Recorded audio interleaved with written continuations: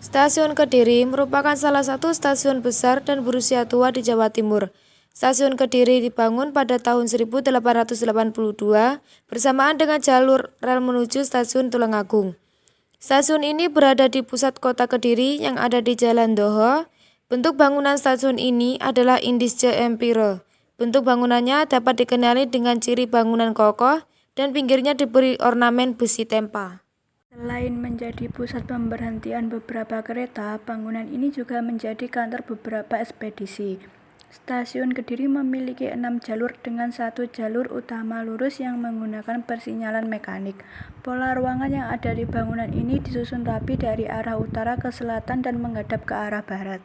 Stasiun terbuat dari kayu dan dindingnya berwarna putih setebal 30 cm. Jalur menuju Jombang yang berada di ujung paling selatan dan ada percabangan jalur stasiun menuju depo Pertamina Kediri yang dimana dua-duanya sudah tidak aktif. Insiden yang pernah terjadi di stasiun Kediri adalah saat tahun 2003 Aremania mengamuk dengan melempari batu ke peron stasiun kota Kediri saat menuju Surakarta. Kejadian ini mengakibatkan 3 orang terluka, toko stasiun rusak, dan beberapa kerusakan